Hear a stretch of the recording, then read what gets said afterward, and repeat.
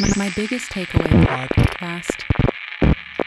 Welcome back to episode 25 of My Biggest Takeaway podcast, where I have a friend and client, Mr. Matt Lee. Man, thank you so much for coming on here today, man. I look forward to diving into your journey and talking all about the things that make you who you are. I mean, I'm looking forward to it, man. It's an absolute pleasure. Thank you so much. Absolutely, man. So obviously we've got the colors going on. We got the t-shirt, right? Team Waves. Tell me, what is Team Waves? So it's an online fitness coaching business that I started back in 2016, right when I graduated college. And very fortunate to say that I was able to go full time with this back in 2019. And really haven't looked back since. It's just been an absolute blessing, being able to help people through a passion of mine when it comes to health and fitness. I have a background of bodybuilding, and I know yourself included with that. Yeah. And it's just something that kind of sprouted from just getting involved with bodybuilding and just kind of documenting my show preps across social media. But yeah, just haven't been able to look back since. And the Wave logo comes from the Jersey Shore because I grew up down in the Jersey Shore. Okay. And it's very attached to the ocean. So I figured, all right, if we can connect fitness to something that, a place that I love to be, which of course is the beach. And we got this wave barbell thing, created from that. And again, Totally. it's been a journey, man, to this point. So I lived in Jersey City for 2.5 years, back in 2013 through 16. Okay. And unless you're there, you don't really know what the Jersey Shore is, because most people view Jersey Shore as a little bit different than what it actually is. Oh, 100%. So the first question is, are we representing Taylor ham? Pork roll? Pork roll. Pork right, roll, so pork roll's in the south, Taylor ham's in the north, right? Yep. Yeah, we're pork roll. And I think it's down also really funny is people divide Jersey into north and south instead Yeah. of like north, south, east, west. So like if you live west, they're like, oh, you live in the south. It's like, Yep. I'm 30 minutes from Philly. What are you talking about? I'm in the south. Yeah. No, it's really funny, man. But it's funny how that works. But tell people like what Jersey Shore actually is, and the people that visit Jersey Shore, where do they come from? I personally call it paradise. And I will say this, like, just to kind of rewind, I think that show that came back out, I think when I was in high school when this came out, the Jersey Shore show with like Snooki and DJ Pauly D. I love that show. But I think that definitely kind of brought upon like a bad kind of look to the Jersey Shore, because that's not what the Jersey Shore is. Now, mind you, like where they were filming the show, like, yeah, there is a lot of nightlife and the fun boardwalks and so forth. But like where I grew up was in Long Beach Island. So it was very low key. Like we didn't have a boardwalk down there. So there weren't a lot of renters, should I say. There was more so like locals on that island. So it was very low key. Like we lived on the lagoon down there. So like, it was this kind of boat life. Like you would go out to the sandbar, you would relax. Again, I call it paradise. I personally never will leave Jersey because of the Jersey Shore, just because I'm so attached to that spot. Interesting. There's nothing like it, man. There really is nothing like it. And it's funny just because I know Jersey doesn't get always the best reputation in regards to like, oh, like it's New Jersey. Like it's, I don't know what people have against it, but like, yeah, if you go to the right beach along the Jersey Shore, there is just absolutely nothing like it. Well, so it's funny. So like I grew up in Alabama, so we'd go down to Destin, which is like powder beaches, right? Like I'm here in Tampa, it's powder beaches. So when I say beach, I don't think of shore, because I think shore is different than beach. So I think like the Atlantic coast as a whole is more of a shore, where it's not like as powdery, because obviously you have a lot more churning water and things like that coming off the Atlantic. Yep. So it was a different beach experience for me. But what exit did you live off of growing up? Because that's how everybody judges it, right? Off the Garden State. What exit you live off of? Exit 63. Okay. So I dated a girl actually that lived off 77 in Illinois Harbor. Okay. So I would come down from Jersey City down there pretty much every weekend, stuff my face with good Italian food. And that's how I got up to being 260 pounds. But man, it was two different worlds. You're 90 minutes difference, and it's two different worlds, man. Yeah, no, it really is a blessing, man. That's why, like, when my wife and I we bought our first house together, that was like a non-negotiable. I was like, I need to be less than an hour and a half from the beach, just because, of course, like my family still has that shore house down there, and like every single weekend in the summer we're there.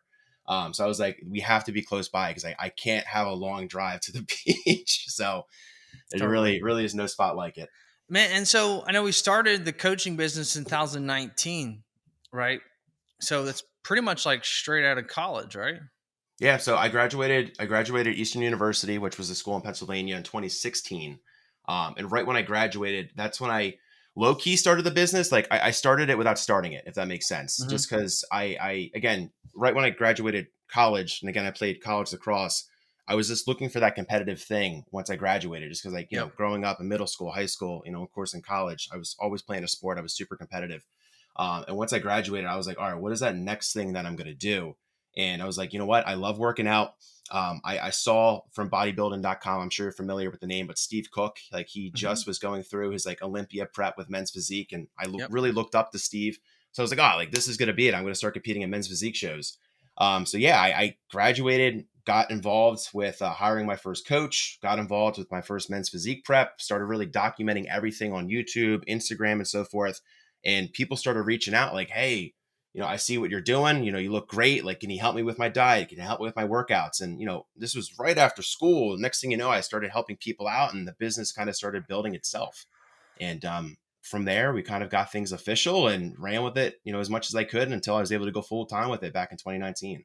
So it started off essentially as a passion, and people were like, "Hey, I'll pay you to help me," and you're like, "Sure, I'll do it." So this That's the side funny thing. hustle turns into a full time income. Yeah, and that's the funny thing. Like, I didn't charge anybody anything like the whole first year because personally I didn't feel qualified to help Sure. people because again, like I was just like a gym bro. I would go in there do like the gym bro split of like chest and tries, back and buys. Again, just trying to like get big and try to look good for the beach. Like that was my ultimate kind of game plan. Is like, all right, I'm going to get shredded abs and huge biceps to be on the beach. And again, I just didn't really know what I was doing when it comes to like properly training and how to kind of help people when it comes to nutrition. Just because again, I was working with a coach at the time myself. Yeah. Really, that first year was just helping people, trial and error, all for free. And once, you know, those people were getting results and they were telling their family and their friends, and more people were kind of coming into the funnel, I was like, all right, like this is taking a lot of my time. Like I still was working full time at the time. So like when I got home from my full time job, I was up to like 1, 2 in the morning doing what at the time was I called Matley Fit, my brand, doing work through that with the clients and so forth. I was like, I'm gonna have to start charging people because this is starting to take some time. And yeah, really built it up from there. So did you have a job, like a normal job, if you would, or a corporate job of any degree ever? Yeah, so I was a paid search coordinator for a company called Turn Five and also Malvern, Pennsylvania. So it was pretty much like just marketing through. We dealt with aftermarket car parts, which I'm somewhat of a car guy, so I kind of Okay. found some like excitement in this.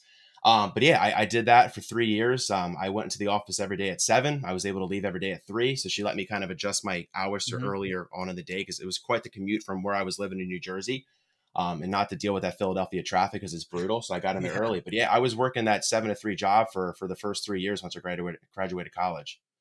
Very cool. Um, so something you mentioned is like having a coach. I think a lot of people think that the more successful or the better you look or the bigger the business you have is like, well, you do less and less coaching, which actually I think is actually quite the opposite, Yeah. right? I talk about my own personal experience because um I had a coach. I've always had a coach whenever I would do shows, right? Never going on that venture alone. Yep. The best pros in the world have coaches, right? The best players in the world have coaches of any sport. Yeah. And the best business people also have coaches or mentor or, agencies or whatever it may be. And I think that it's interesting is that when we first start out, we're thinking like, hey, I can just do this on my own. And the truth is you can. But it's can you do it the most efficient way possible? Can you do it with the least amount of stress? And are you going to be as successful? Yep. It took me so long to realize that, hey, if I'm hiring somebody to help me look a certain way, shouldn't I hire somebody to help my bank account look a certain way? Yeah. That's the truth. And so like still to this day, people are like, well, why do you hire people? Why do you have coaches or you hire professionals to help you do certain things? I'm like, because they're going to do a better job at it than me, which is why you hire a coach in everything, which is, Yeah. so it's funny how like we evolve thinking like, well, the better I get, the less help I need. It's like, well, actually, it's actually quite the opposite. Yeah. We try to self do it all the time on our own, which is also why I think that a lot of people that are buying into fitness coaches for that help, um, I think they like and like to see that their continuing education by learning from other people. Because like if you never hire anybody to help you do anything, are you actually going to like improve and get better? Yeah. And that doesn't mean necessarily hiring somebody, but it's like, are you reading? Are you watching videos? Are you continuing education? Or are you staying the same forever? And so I think that the coach, especially in the fitness world, that's constantly improving themselves is going to continue to help as things change and new education comes out. You know, like Huberman, like just blown up because he's putting out information for coaches and population to consume, right? Yeah. So it's just a continued education piece. So graduated, we played lacrosse. How big of an impact do you think playing a sport at a collegiate level has helped you in your business career? Huge, honestly. And I think it was more like the mental side of things because like playing college lacrosse really was a full-time job in itself. Mm-hmm. And I wasn't ready for that when I graduated high school, just because like high school lacrosse was just like a fun thing that I was doing with the guys. Sure. And when I went to college, I played for a very competitive, Division III school. Like we made the NCAA tournament every single year. And I was ready for that. Like I was excited for that next step, but man, it was a wake up call when I got there that first day and I had 2-a-days and like we were, doing a lot more conditioning. We were spending a lot more time in the gym. We were spending more time like in the classroom, kind of going over like the pregame, kind of agenda and so forth. Like there was a lot that went into it. And I think mentally for me, that's more so what I pulled the most from that was just being mentally tough, right? Just kind of having to endure, everything that we were going through, like on and off the field. And it was one of those things too, like kind of looking back, like that's something that really kind of tied into the bodybuilding side of things too. And I think Mm-hmm. that's why I really enjoyed bodybuilding because, in the position that I played in lacrosse, I was a face-off guy. So it was a very like individual position that I literally went onto the field every single time that there was going to be a face-off. So like the start of the quarters, if there was a goal, like it started with the face-off. So I also have like not going too far back, but I was like a big wrestler in middle school and high school. Mm. So face-off guy, you're very low to the ground, kind of again grinding the way to get the ball for your team. So it was very individual because as soon as I won or lost a faceoff, I literally ran off the field until I had to come back out for the next faceoff. So it was a big, like, you had to be a big, strong guy to do this position. Sure. But again, it was very, I would say, individual as compared to just everything else that's going on the field and with the team. And I really think that's why I just love bodybuilding because that mentality that I had to have to be really good at taking face-offs in college lacrosse kind of tied into the the individual aspect of bodybuilding. It's you against you. Like at the end of the day, you're Mm. only going to do as well as you're willing to put in the work for. I think thrived from having that mindset, that mentality, that I kind of built 4 years playing college lacrosse at a high level that I was able to carry over when it came to, of course, bodybuilding, which then carried over to the business side of things. Yeah. Do you think that a lot of in today's day and age, I feel like there's many as kids playing sports. Do you think that potentially could have led to more people being overweight by the time they graduate high school and college? Yeah, no, 100%. 100%. Again, I just think the more active that one can be, right? It's only going to help them when it comes to, of course, where they're going to be with their health and fitness. And it's one of those things too. Like I unfortunately see this myself from time to time. Just that there's so many more people kind of hanging indoors. Kind of choosing to sit on the couch and play video games or be scrolling Yeah. on their phone.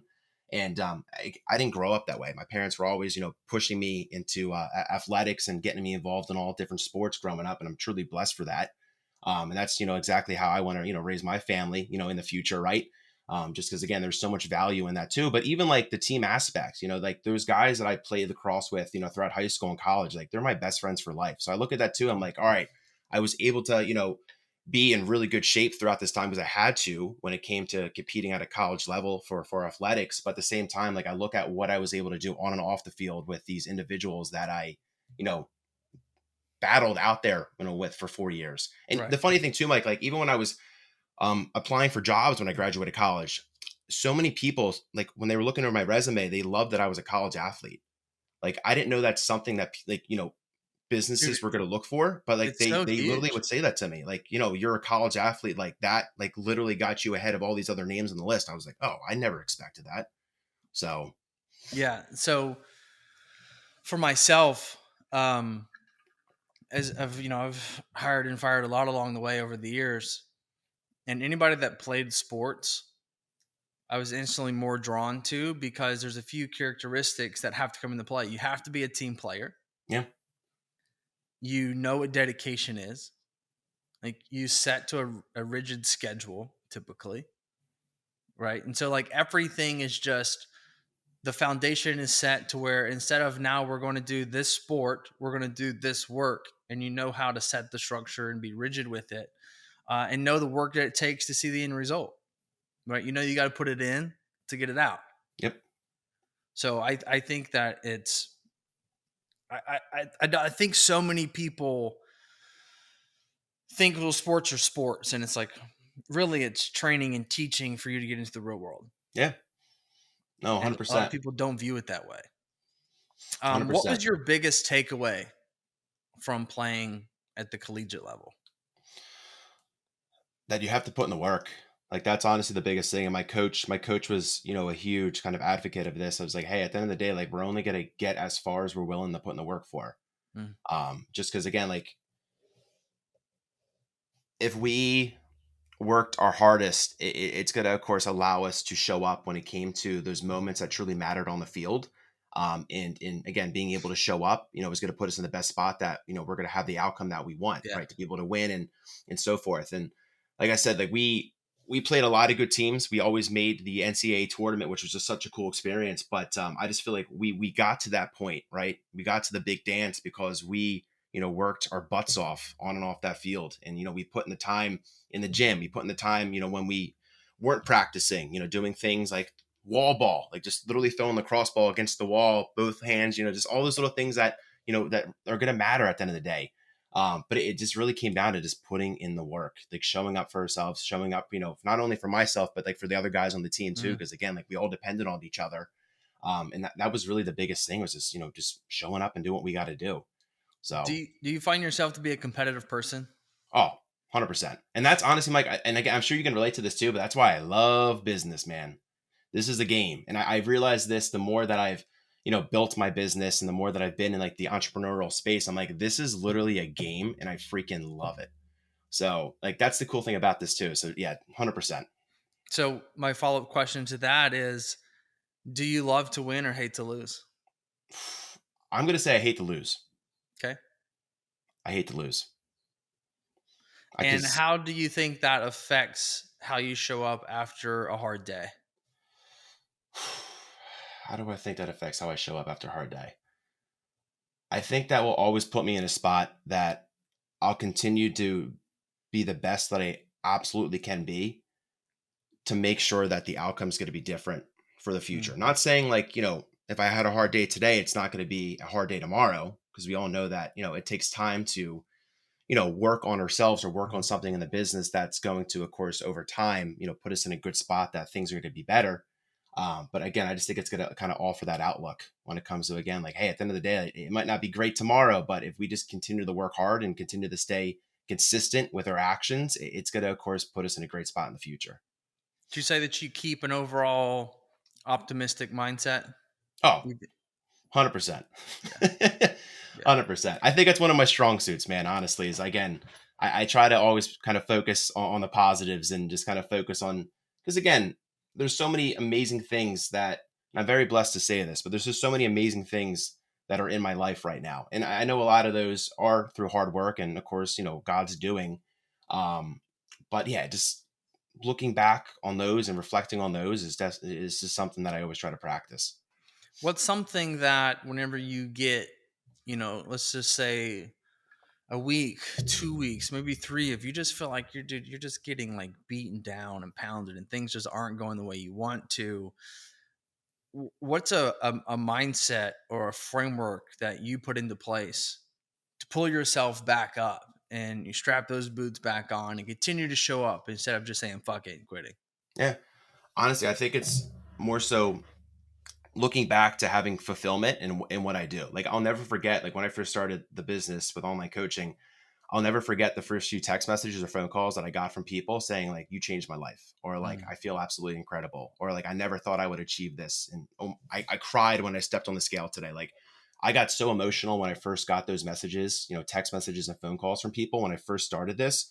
And when I have those tough days, Mike, like honestly, that's what I kind of look back on. I'm like, at the end of the day, like I am doing something, extremely valuable with my life. I'm making a Yeah, great impact. And again, it's very easy to overlook that some days when things are going well. totally. But yeah, when you hit a wall, like, and you want to give up, like I always take the time to kind of reflect, but like, wow, like I built this, look back to where I was when I graduated college and I had no idea what I was going to do with my life, but I knew I didn't want to work in the corporate world for my entire life, Mhm. and look back to those messages and those calls. And like that honestly is a huge driving source for me to keep me going. No, totally love that. So, out of curiosity, I always think that whenever I talk to coaches, there's one person, there's one experience that you never forget. And so I want you to tell me the first thing that comes to your mind. What's the biggest thing that a client has taught you? The biggest thing the client has taught me, that's a great question. That is a really good question. I really want to say just enjoying the journey. And what I mean by this is, like, at the end of the day, like I feel like I kind of experienced this a little bit in myself when it came to bodybuilding, especially like towards the tail end of my career. And I kind of can look back to my clients now and see that they have kind of brought this up themselves, especially like when we get to the finish line and we have like, our final phone call together and we kind of go over everything that we were able to achieve.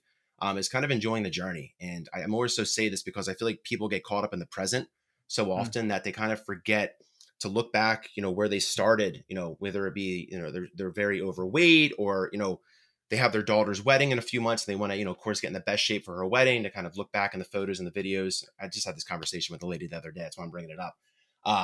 But just kind of, again, all that they learned throughout that journey, throughout that experience, right, is just so valuable. And I always say that to them too. And it's funny because this is something I overlook. I'm like, you're going to learn so much during the time working together that, again, is just going to be, it's going to be priceless. And I think just kind of reflecting on the journey, on the hardships, on all the things that, they have overcome, and just things that we overcome, right, when it comes to our own journeys, or at the end of the day, it's just so valuable and so priceless. So yeah, enjoying the ride, man, I would say is definitely the biggest thing. So, a quick story. So, when I was 28, I decided to come out of retirement and go back into doing a show in bodybuilding. Okay. And I'd went to a buddy of mine, and I was like, "Man, how many weeks do you think out I am right now?" And I stay fairly lean, Hmm. like all the time. And it's funny because the older I get, the leaner I stay. I think that's because I work too much and don't eat enough. So I was but gonna say that's very impressive. so, but I was like, "How many weeks out you think I am?" He was like 6.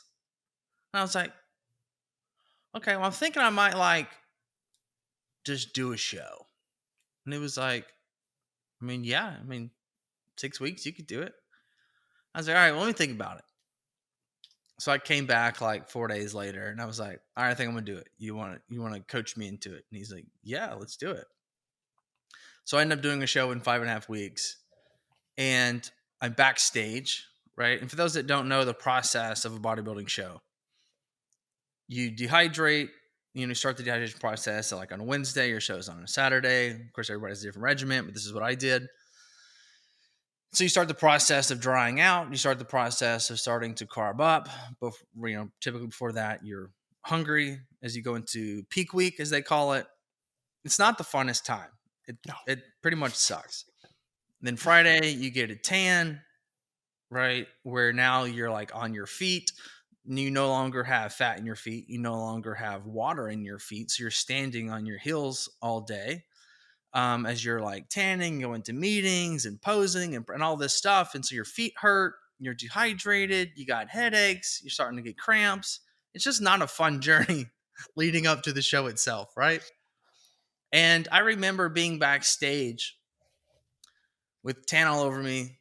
It backstage smells terrible because it's nothing but sweat and tan, right? And I remember going, "Man, what am I doing here?"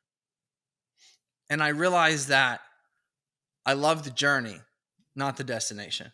Hmm. And before in the past, when I competed, it was all about being on stage. And as I've gotten older and I realized it's like my goal to turn pro was no longer a thing. And when you decide to do a show 6 weeks out, you obviously have not been taking the last 6 months, 16 months, 6 years of trying to be your best on stage, because you Yeah. don't win the show prepping for it. You win the show in the off season trying to grow. It's body building, not body lean, right? Yep. So being the leanest, I know that I'm not showing up at the very best that I could have been if I didn't take a 5-year hiatus. Yeah. No, Right. 100%. So I show up, I'm backstage, and I'm talking to people, and they're just like, I'm seeing the old me, that just fire in their eyes, super excited to get out here. A lot of newbies.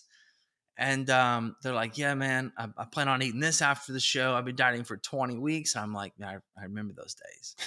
And I remember I said to one person, I was like, I decided to do this about 5.5 weeks ago. And I realized, like, man, I just shit on that guy because he put so much more energy and effort into this, and I'm just showing up to do this for fun. Yeah. And I realized, I was like, man, I shouldn't be here. I don't want to be here. I enjoyed looking in the mirror as I prepped. I enjoyed the journey and the process, and seeing the new definition that would come alive after so many years. And I think that's also why I hold myself to a high standard, because when I look in the mirror, I want to look a certain way. Mm-hmm. I want to feel a certain way.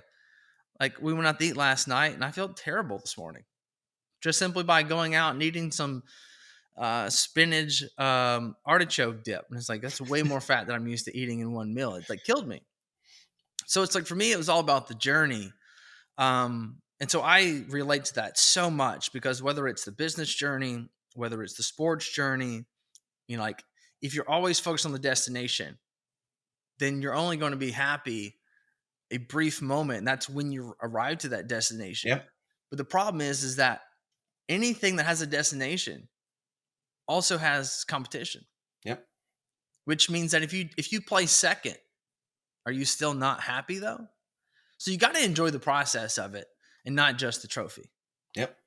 That's 100%. And so for me, like, I think I got rid of half the trophies because I was like, these don't mean as much as they used to as I've moved and gone from house to house or state to state. I'm like, man, the memories, I got the photos. That's good enough for me.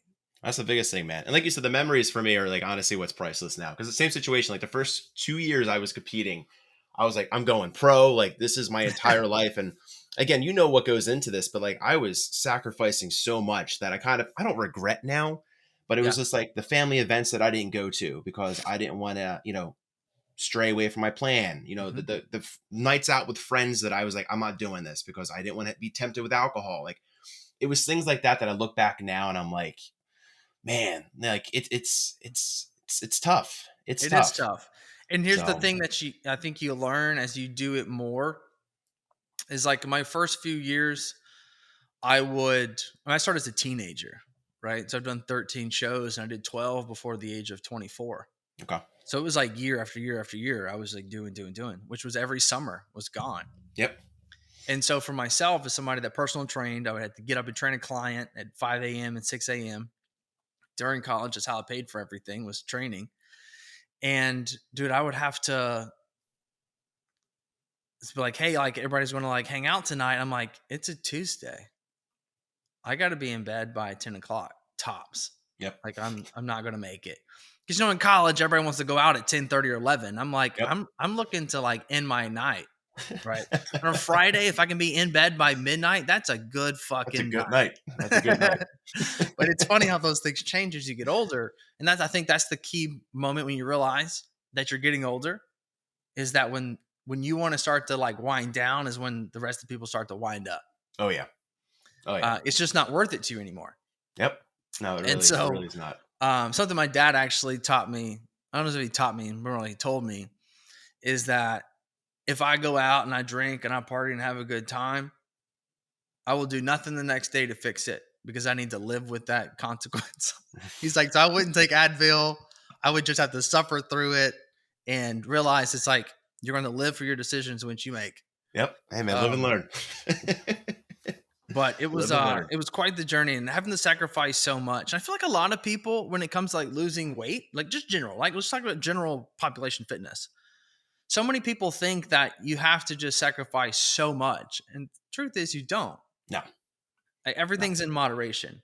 Right? It's not that you have to go from pizza to salads. It just means that you can't eat a whole pizza anymore. Yeah.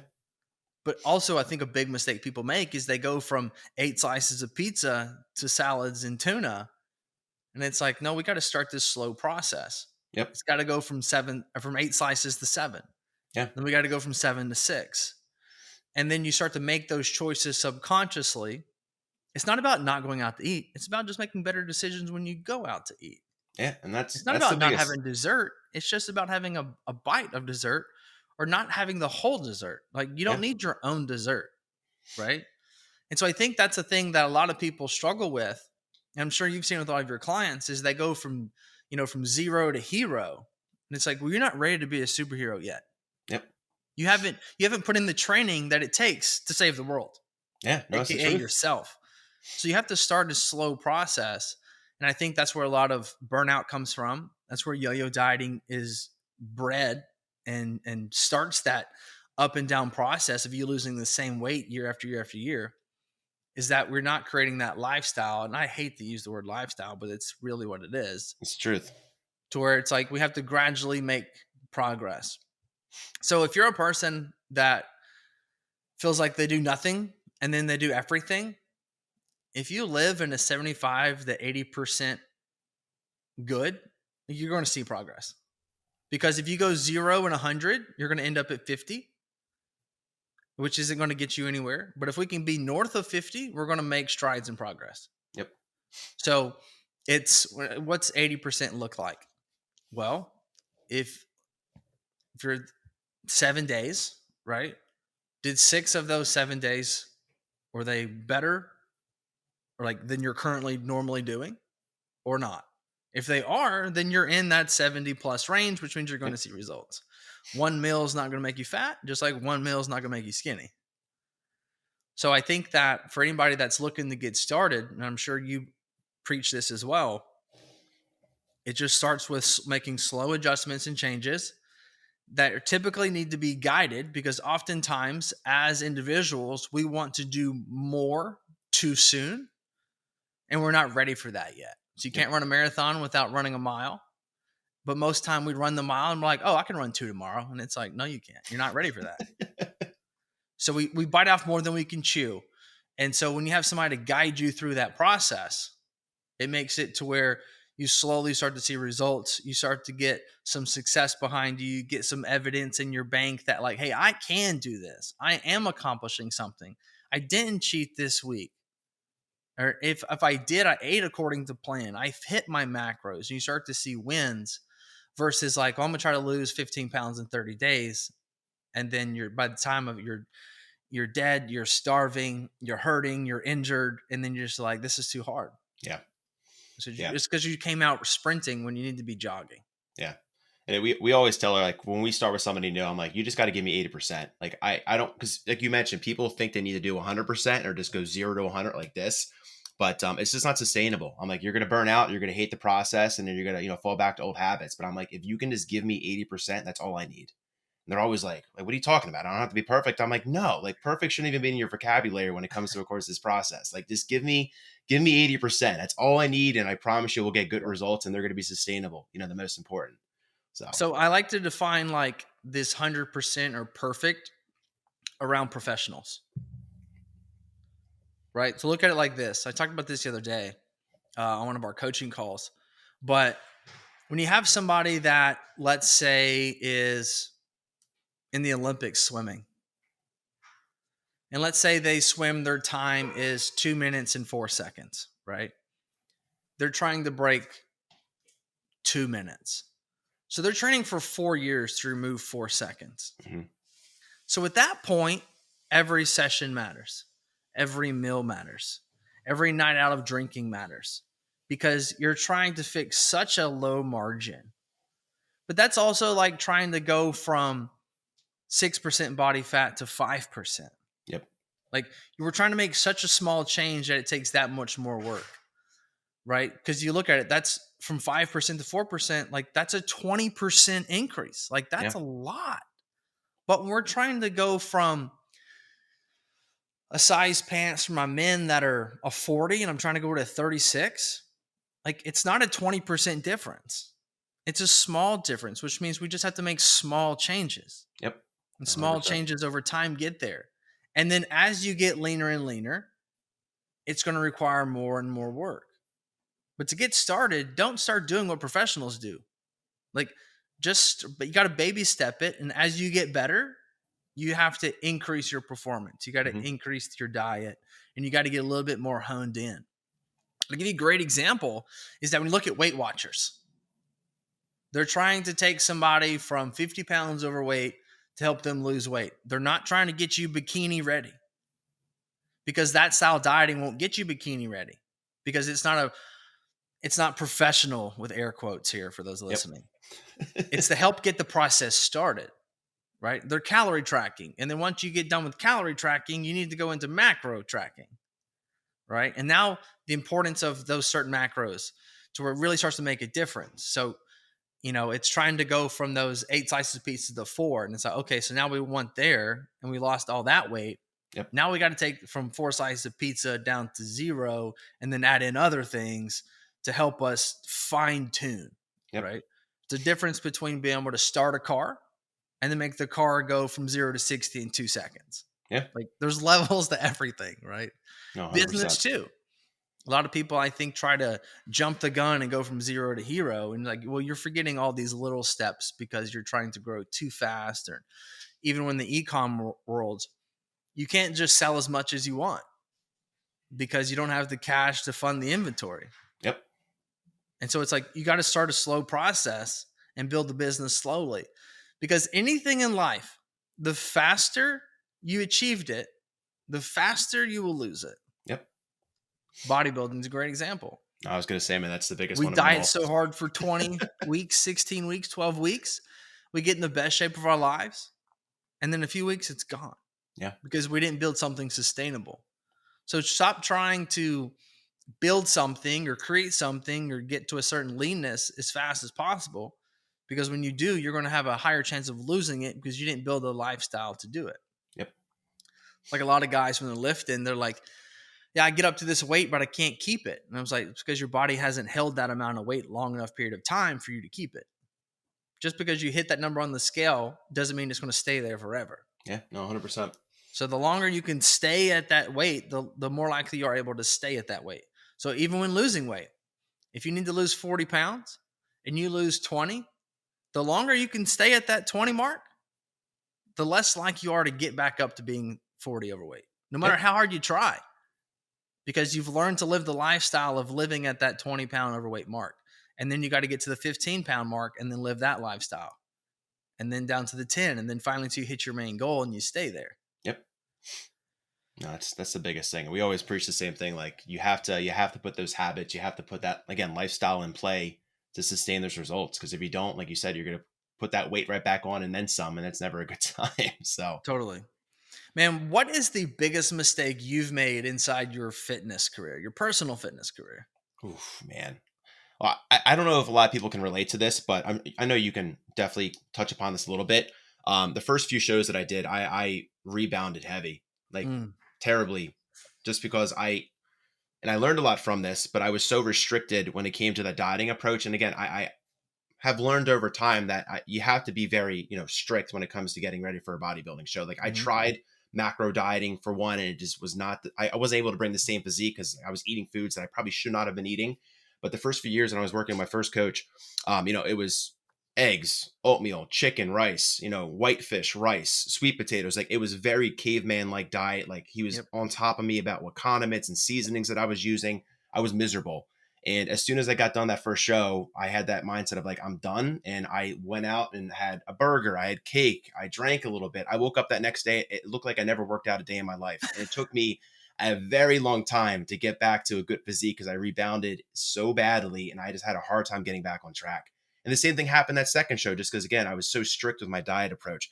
So looking back, like if I had to go back and change one thing, I was not in a good spot mentally with how I was like looking after messing up like that. Mm-hmm. But that's 100% the one thing that I definitely would say I failed on was about my post-show experiences, those first few shows.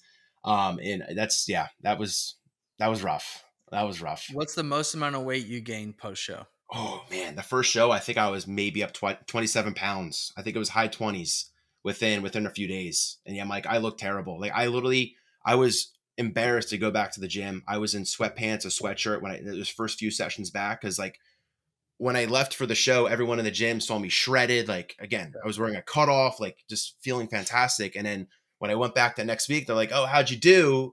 I was like, "I don't want to take my sweatshirt off right now." Like it was just totally different. But yeah, I put on high 20s for sure when it comes to the weight gain. I know that feeling because I did that for every show except the last one that I did Hmm. for my double retirement. And I think that's because I went into it with a different mentality.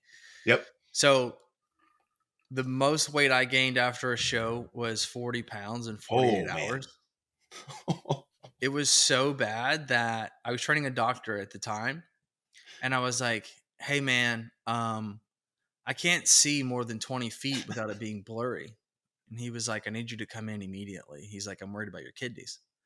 So I come in, he checks my blood pressure, and it was like 163 over 93. Okay. And he was like, not good. Really not good. Like, you're in the best shape of your life. Should not be there. Yeah. He's like, I think like there might be a concern or an issue. So he was like, I want you to, go give me a urine sample to make sure your kidneys are functioning. I come back, checks my blood pressure again, and now it's 175. Oh boy. It went up for me just walking to the bathroom. And he was like, if I didn't know you, I would send you to the ER. He looks at me dead in the eyes and goes, look at me.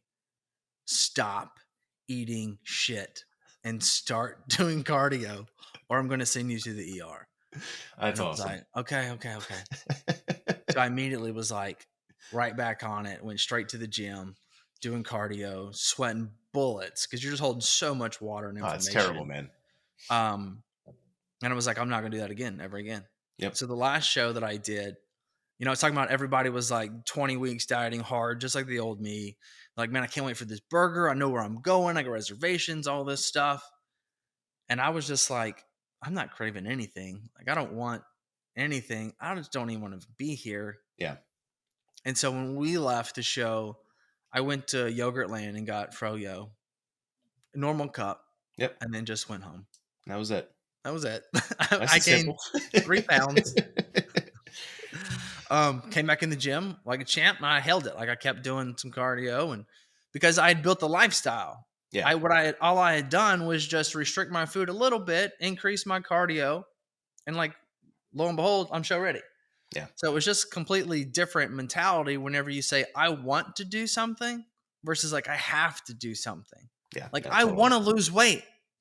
I want to get in shape versus like I have to eat this food. I have to diet. It's like, look at it like whenever you wake up, your dog needs to go outside. When you take the mentality of like, I get to walk my dog who is so excited to go on this journey with me for the next 30 minutes, you're going to take that walk with a completely different mentality than like, I have to walk my dog.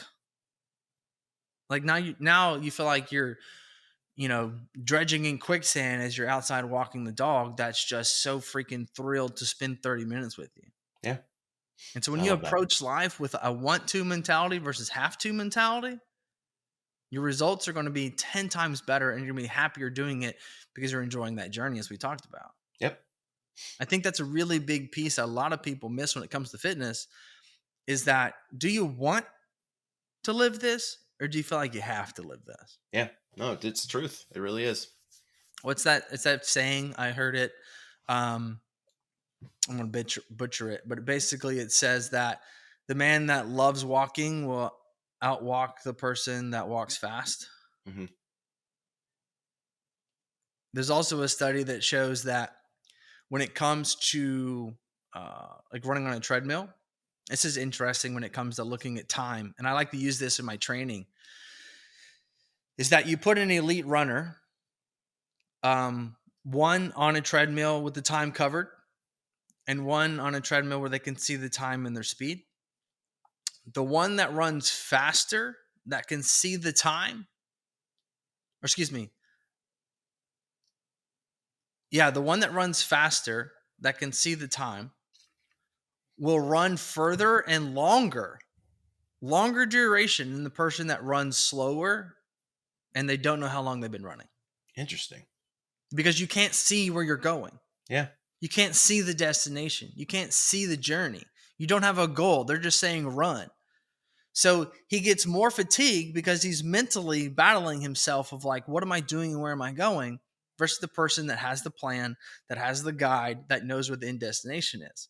And so how I use that in my own training, and I've done this with so many clients, is that we typically quit when it gets hard. Yeah.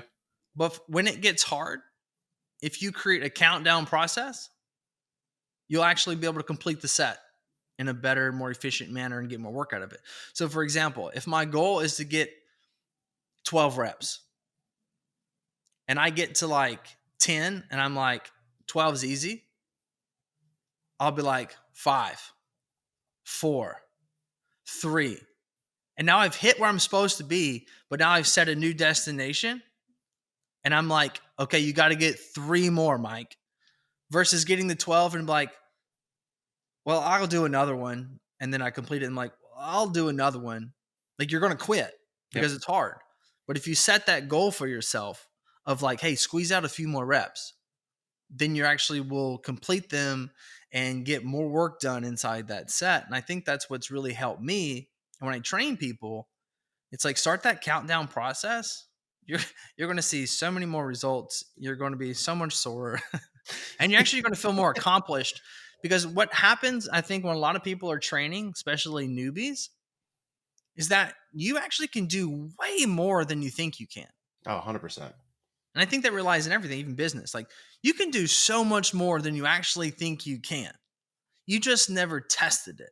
Yeah. So if you do the same weight in the gym every single week and you don't try to be like, hey, let me just like move the pin down 1 plate. Let me see if I can do that. Because typically you can. Yeah. You just don't think you can because you've never done it. You've never tried. If you run a mile, I'm pretty sure you can run 1.5. Right. So it's like, are we actually pushing ourselves a little bit more, a little bit more, and a little bit more in every aspect of life? Because the only way you're going to get somewhere is you got to try to go to that destination. Yeah, no, I love that, man. And it's funny too that you said that because like back in the day too, I did do some like in-person training, and I'll never forget like a lot of the people that I was working with in the gym, like were definitely newer to the gym, and they'll come in with that kind of mentality of like, hey, I only can do this much when it comes to like the barbell bench press or like the barbell back squat. And I'm like watching them do that for like the amount of reps that I have them prescribed to do. And I'm like, wait, we 100% can go up and weight. And like when I would throw like a 5 or 10 pound plate on the bar, they're like, whoa, what are you doing? Like, that's way too much that I can do. And I'm like, just wait, just do this. I got you. And like you mentioned, they're just like amazed about what they're able to do and they feel fantastic. Like it's just an awesome experience. And again, when you kind of more so break out of that comfort zone a little bit. Mm. There's nothing that's going to help you see more results than self-confidence. Mm-hmm. And trying something new and accomplishing it is going to do nothing but fire you up. It's addicting. It really is. It is addicting, which also brings me to another good point.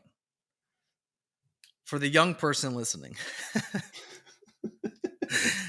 don't get addicted to the progress of the weight itself. Mm-hmm. You need to get addicted to the burn in which that weight gives you. Yep. Arnold didn't talk about the amount of weight that he would do. He would talk about the burn and the pump in which he would receive from the weight that he would do. Yep. And so the more that you can get out of those reps, than you can with the reps in you. There we go. I was going to say, that was something I read this book a long time ago, but he literally talked. He's like, I started counting when it was burning. Mm-hmm. Yeah. So that was the encyclopedia of Arnold Schwarzenegger. But man, like that mentality is what's going to like push you forward and drive you over the edge, but also can lead to massive injury. And so when I'm saying like, give yourself a countdown, like I never train. Well, at this point in my life, I never really trained less than like 9 or 10 reps. When I was trying to like put on as much muscle as possible and push the envelope, I would never go below 5 or 6 reps. Because at that point, I'm trying to lift a number instead of trying to feel a burn. Yep. So there's a thing called time under tension, which I'm sure some of you probably know. is that it takes X amount of seconds underneath the bar for you basically to run out of like mitochondrial energy, like creatine, simple sugars, and start to get to where you have this. What is the word I'm looking for? Pruvate byproduct causing the burn. Oh, what is it? Glycogen buildup? Not glycogen buildup. No. Acid. Yes. Yeah. How am I forgetting this? But basically, the burn that starts to happen, which is the byproduct of the energy in which you're using. Lactic acid. There we go. Yes, I was gonna say I know something. Wow. Are we in fitness or what? So Terrible. lactic acid buildup comes from the byproduct of essentially the cells in your body running out of oxygen. That is where growth happens. It's not in the weight that you can do. That's going to create you strong, but not growth, right? So there's a difference. And so growth, if you want to be big and be as big as possible, then you need to find that burn and chase it. Mm-hmm. What I loved about lifting was making it hurt as much as possible. And not like hurt as in like joint, but as in like the burn was so incredible that like I fed off of it. Like it was my own like little self punishment. But to me, I feel like I didn't get a good workout if it wasn't burning like hell. So I like would feed off of that. Yeah. And so different types of lifting and different types of styles of training work on different things, which is why I'm not a big fan of like CrossFit, because it has nothing to do with building the body, but building the endurance. Mm-hmm. Because the objective in CrossFit is to move the heaviest amount of weight as fast as possible using the least amount of energy. Yep. Bodybuilding is the complete opposite. I want to use the least amount of weight and really try to get the least amount of reps, but get the most amount of pain and energy used possible. Yep. Because that causes that lactic buildup, that causes that essentially that pump sensation, that once you like realize my goal is to make this hurt as much as possible, you are now stepping into the gains realm to where you're now going to start growing muscle. And that's a really hard concept to get people to realize, because we get addicted to the numbers instead of the pain. Yep. And when you get addicted to the numbers, it leads to like caring about how much you squat, deadlift, and bench for one rep, which leads to injury. Yep. And every time I've hurt myself is because I'm chasing the number, because the guy across the gym is like, you're going to go up, right? And it's like, my ego's like, yeah, man, we're going to go up. And it's like, tweak this, pop that, pull this. Yep. Versus like when I stay in my own lane and like don't care what other people say, like now that I'm 35, I always tell the story like, yeah, remember like the fish I caught was this big. I just tell old stories instead of trying to make up for it in today's day and age. I love it. No, but it's the truth though. It's funny too, like not to interrupt you, but I when I first hired my first coach, again, right out of college, I had like, I thought I had it up here, but I had like that classic log book that I would have every exercise, every weight that I used. And I'll never forget, like I went to his gym the first time to work out with him. And he was like, what the hell is that? I'm like, oh, dude, I'm logging my workouts. He was like, throw that in the trash. I'm like, I got to keep track of this. He's like, absolutely not. And he was the one that really emphasized and taught me time under tension. Like I'll never forget, like just working out with this guy, because he was like an old school bodybuilder, and like everything was super slow. Like he always would yell at me because I was doing everything too fast. Like he was like, slow it down, slow it down, slow it down. And then just like you mentioned too, like I'll never forget, like he loved heavy leg presses, and I thought I would be done. I'm like, there's nothing left in the tank. He was like, give me two more. And same thing, man, that burn was absolutely, like, I'll never forget it. Like I'll just never forget working out with him, just because I that feeling, that sensation, it sucked, but man, like I've never seen results like I did back then. Yeah. It's the truth. Like, again, slowing things down, going after that burn, going after that feeling. It's truly game changing when it comes to working out, and it's getting the most out of the gym. Yeah. And that's also like, back in the day, you had this phrase, it's called like muscle confusion, right? Mm-hmm. And really it's just, you're doing things that the body's not used to, right? So if you're not used to running, when you run, it's going to like hurt like hell. Yep. Right. But if you run all the time, your body adapts to it and becomes easy.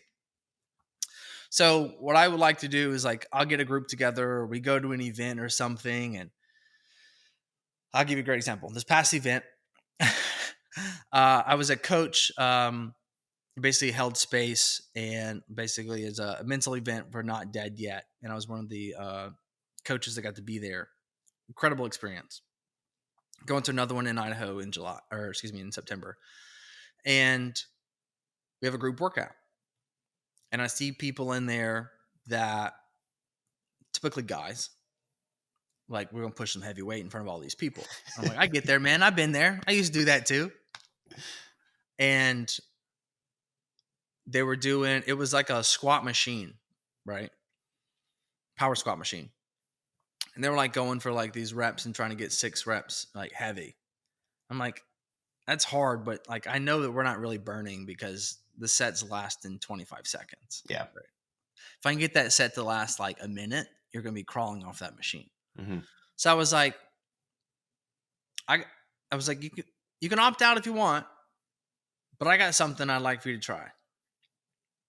And I usually name it something like 5 reps of hell. And basically what it is we're going to load that bar up. You're going to get 5 reps. I'm going to take 1 plate off, and there's no pause. You're just going to continue 5 more reps. You got to get 5 reps before I pull the next plate. And they're like, yeah, totally, I can do that. 5 reps. Cool. And then it's like 20 reps into it, and we're down, and they're just like screaming to get the weight up. Because at this point, it's no longer hard. It just hurts. Yeah. Because it's not that much weight, right? We start off with 4 plates on each side. That's heavy. But then I get down to where there's 2 plates. Like, if you got on here fresh, you could do 20 reps, no problem. But now you can't complete 5. So it's not that it's hard, it's that it hurts. And so making them force through those reps, and then like they're getting 2 reps and I got to pull it off. And they're getting 2 reps and I got to pull it off. And you're like crawling off the machine. Yeah, man, it's humbling, man. It really is. It is. And one of the things I like to test everybody, I don't think I've publicly said this before, but I was training a guy recent. I still train one individual. He's become a dear friend, and we train in the mornings. And I set him up to where he was going to do tricep extensions, a rope extension. We're going to do 3 sets of 50.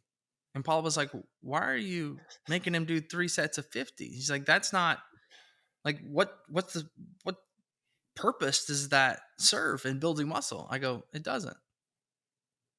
It has nothing to do with hypertrophy.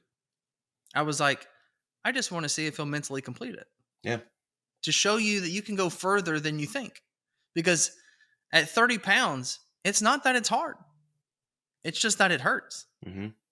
And so they're like, the clients, and this is every client ever, it's like, you don't want to do more weight than that? I'm like, nope. Just start going. Yeah. And then I'm like, they like knock out 15. And I'm like, great. Keep going. 35 more. And they get to about 25 and they're like, oh, this starts to hurt. I'm like, burn's coming in. Yeah, but it's easy, right? And they're like, yeah. I'm like, 25 more. So they're going. And by the time you get to like rep 40, dude, your arms feel like they're going to explode. Like there's just knives in them. They're burning. And I repeat to them, it's not hard. It just hurts. Yep. It's not hard. It just hurts. Don't give up on yourself. Keep going. And I push them to a mental threshold that they've never actually been able to push themselves to, because the time under tension has always been so low. Mm-hmm. And so I think it's really important to test yourself in the gym of not the goal of trying to build muscle in every set, but build your pain tolerance so that you can handle more rate when it comes to actually doing hypertrophy training. Yep. In a bigger and better way. Because Kai Green said it. He was like, there's no way I'd be able to squat 500 pounds if I wasn't a little mentally cuckoo. Oh, dude, 100%. Man. I love that. Especially with him. You got to push yourself, man. And you'll find that those that are like the most successful in business and in fitness are the ones who can handle the mental load the most. Yeah. It's about when it gets hard, do you quit or do you keep going? So if you've made it this far in the podcast, I encourage you to throw something in that is a basic, simple exercise like rope extensions or barbell, or excuse me, or cable bicep curls, and try to get 3 sets of 50. It's going to be a heck of a pump, man. Heck of a pump. But by the third one, your arms are numb. Yep. I love that. But I love it because it brings a whole new aspect to your training. And you actually know what it feels like to actually hurt. Yeah. In a good way, because 20 pounds on extensions isn't going to hurt you. It's never hurt anybody. It's just the burn is going to make you quit. So you're not going to get injured. It's just going to hurt. Yeah. So no, I love that. It's funny too, because I always end my arm days either with cable bicep curls or the tricep, cable push downs. And I do a 10-10-2-20. So it's 10 reps, immediately make the weight like a little bit heavier, maybe go up like a plate or two, do another 10 reps with no rest. I usually do like the full stack for 2 reps, and then you drop it way light for 20. So there's no rest in between that, but I just do that for one time, like when I'm wrapping up, especially on my arm days, and like that burn is just fantastic. So maybe call me crazy, but like it's just something that I've been doing this for years, and I just love ending my workout like that. Yeah, it might be a mental thing, but it's just like there's just no better way to end than just feeling this pain and torture when it comes to the volume, man. Absolutely. So it's what's your fun. favorite body part to work out? Oh, I love back. Back. Okay. Love All it. right. I don't know why. I maybe it's like a mind muscle connection thing, but like anytime that I train back, it just feels fantastic. So, what's your go-to back exercise? Barbell rows, man. Okay. But I will say this. Our gym recently got one of those like lying chest supported rows, like that row machine. Is it the incline or flat? It's incline, like a slight incline. Like maybe like the T-bar row. Yeah. Yes. Oh, I've been loving that. That's what I've been doing the past few weeks. It feels fantastic. Because again, I catch myself times when I, get towards the end of and towards my set that I'm kind of, rocking a little bit with the barbell row and things get a little sloppy. But man, that machine humbles you. You can't do any swaying. Right. It's crazy because I can load the barbell row pretty heavy. And like I was doing that the other day with like 3 plates. And I'm like, oh man, like this is brutal. I remember so barbell rows were like a really big thing I would say back in my day. To where I think whenever I hit 250 pounds, between the 250 and 260 mark, man, like every back workout, I was rowing between 3 and 4 plates. Yeah. Ugly as shit. But I would that's ego lifting, right? Yeah. At that point. But man, I like back workouts because nothing makes you feel bigger. Yeah, that's the truth, man. You're just like so swole from the and then you can see the lats from the front. Some people work out in the hoodies and stuff like that. And the way I view it is like, man, I don't work this hard not to be able to see it. Yeah, that's the truth. I put the hoodie on. What's that? The pump cover. So I always start with the pump cover, but then I, of course, take that off a few sets in. You got the cutoff on, especially on back day, man. Because I'm like walking out the gym like that invisible lat syndrome, like after the first few reps. I'm like, this is the best thing ever. Yeah. So I would say at this point, at one point, I love doing legs. I love doing legs. That's a bold statement. Used to, not anymore. Now it's like I enjoy a good shoulder pump. Mm-hmm. Things that don't typically hurt because obviously bodybuilding and rowing 3 and 4 plates is not easy on the body. No. You're growing up and then you talk to the old guy in the gym and he was like, hey, you should probably take it easy. You're not going to enjoy that when you get older. I was like, what do you know, old man? Heard it for years. Well, he was right. Years. I'm starting to notice that now because everyone say like, oh, your lower back's going to be screaming one day. And I'm like, I'm invincible. I can get hit by a car today and I'll be fine tomorrow. And man, I'll wake up some mornings. I'm like, this is terrible. Yeah. Now I step on a rock and my elbow hurts. So it's pretty funny. Yeah. I do like shoulders now. I used to love chest. And then I had to tore my pec and now I hate training chest. But yeah, man. So where can people find you, man? How can they get to know who you are, know about your coaching and your business and whatnot, and join your community? I would say Instagram's probably the top spot. Instagram handle is at MattLeeFit, MattLeeFit. That is definitely where I'm the most active. But I also have stuff on YouTube that's going to be the same search. Just search Matt Lee Fit, and that's more kind of daily vlog type of stuff. All So right. Who's your ideal client? Who's ooh. the person that you guys work with the most? We work with those that have that have had a bad experience with the dieting approach, right? Just like you kind of mentioned, Mike. Like at the end of the day, like we want to work with individuals that want to build a lifestyle around this, and from my not so great past experiences with bodybuilding, just being so restricted, like I want to be able to show people, hey, you still can go out for happy hour and enjoy food and drinks out with your friends. You still can enjoy your favorite foods when it comes to your day-to-day plan and make amazing progress. So we want to work with those people that want to be able to, again, have that flexibility that more so come from a rough background of some sort of a dieting experience. Mm, I love that. And dude, to end this show, and what is the biggest takeaway you want people to take from you? Ooh, I love that.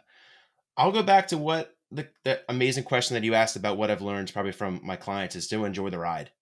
It's one of those things that I personally, get emotional when I kind of reflect back on my journey up until this point of like, not only being a business owner, but just all other things that have happened in my life that have built me to the man that I am today. And again, it's just so important for even myself to, again, take that time to kind of, center myself and reflect on all that I was able to achieve. Just because, again, I learned a lot. There's a lot of hardships. There's a lot of amazing things that have happened throughout the years that have built me to who I am today and more so kind of guiding me to the direction that I'm going. So yeah, really kind of taking the time to be present, taking the time to really, look back and more so just enjoy the journey up until this point is definitely, I would say, the biggest takeaway I would love for people to, pull from this. Love it, man. All right, man. Do I appreciate your time today? I've enjoyed getting to know you. I appreciate the fun laughs. Yeah, absolutely. And It's been a pleasure. absolutely, brother. Thank you. My biggest takeaway podcast.